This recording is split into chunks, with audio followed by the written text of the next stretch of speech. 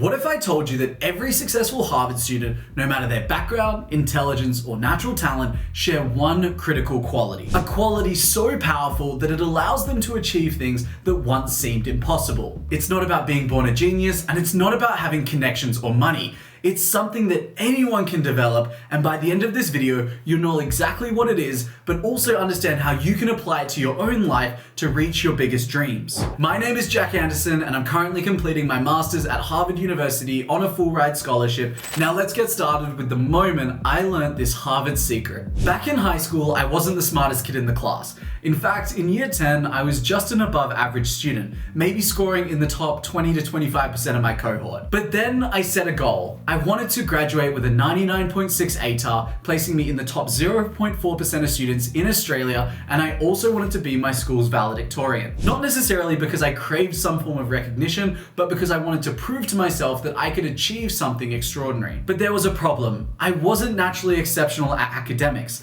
I wasn't the type of student who could just breeze through tests with minimal effort, so I had to approach this challenge a lot differently to others. I spent every holiday, summer, and every free moment studying, not just blindly, but with strategic intensity. I began experimenting with different study methods, consuming every single resource that I could find, and eventually I came to realize that self-studying was my best strategy. By the time year 12 had arrived, I had completely transformed the way that I'd learn. I'd skip school regularly, not because I was slacking off, but because I knew I could learn better on my own. Before any test, I would skip the day before so I could focus on self-study, and before any major exams, I would usually stop attending class days before in order to focus on learning on my own terms. I built a strategic system that allowed me to predict what would be on my test, focus on only high impact topics, and refine my answers until they were perfect.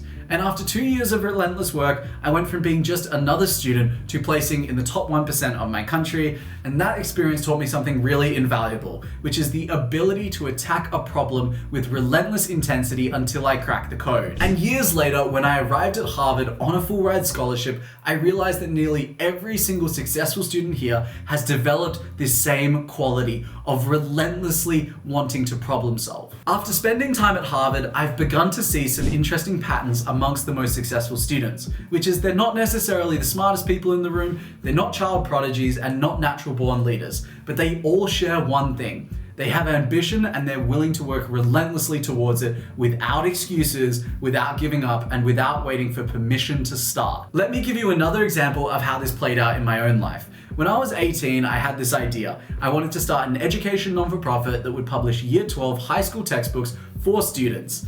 For every 2 textbooks sold, we would use the proceeds to produce and donate a third to the libraries of low socioeconomic and rural schools in Australia. But there was one problem with this idea. I had no idea how to write curriculum level textbooks. Most people in my position would have stopped right there. They would have said, I don't have the qualifications and I don't know where to start. But instead, I just threw myself into the process of learning what it takes to write a textbook. For the next 13 months, I worked every single day from 3 a.m. to 8 p.m. writing, researching, editing, and I went through over 2,000 redrafts of the final book. It was brutal. I remember the nights where I would wake up at 3 a.m., sit in front of my computer, and rewrite an entire chapter from scratch because I knew it wasn't good enough. I remember the rejections from the schools and the publishers, the doubt from people around me, and the endless days where I felt like quitting when trying to write my first year 12 chemistry textbook. But at the end of those 13 months, I had a year 12 chemistry textbook that schools actually wanted to buy, and today that non-for-profit has grown into one of the biggest in Australia for the field of education and education technology. That experience reinforced what I learned in high school, which is success isn't about being naturally talented.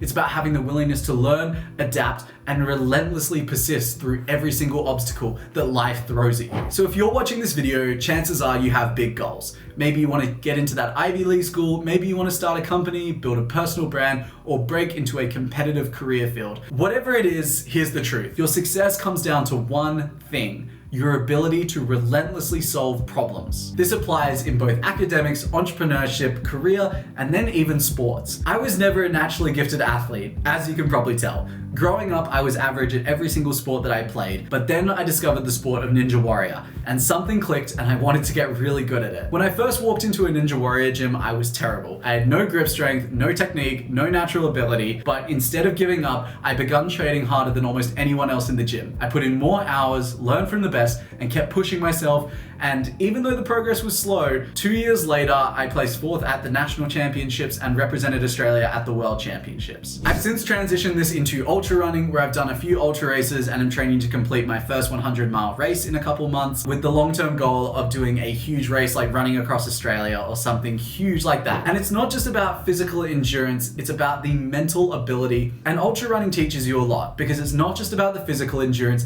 it's about the mental ability to push through the pain, exhaustion, and self-doubt. And these same qualities are what helped me academically to succeed during high school and in university, and just these qualities have helped me to succeed in all aspects of my life. So what are some final thoughts through me telling you this story? At the end of the day, success is messy. It's frustrating, it's full of setbacks, failures, and moments where you question everything. But the people who win, the ones who get into Harvard, start billion-dollar companies, or achieve greatness in any field, aren't the ones who never fail. They're the ones who keep going despite failure and work relentlessly at the problems that are ahead of them. I want you to think of the biggest goal you have right now. Maybe it's even to get into Harvard. What's stopping you? Are you waiting for that perfect time? Are you doubting your own ability? Are you scared of failing?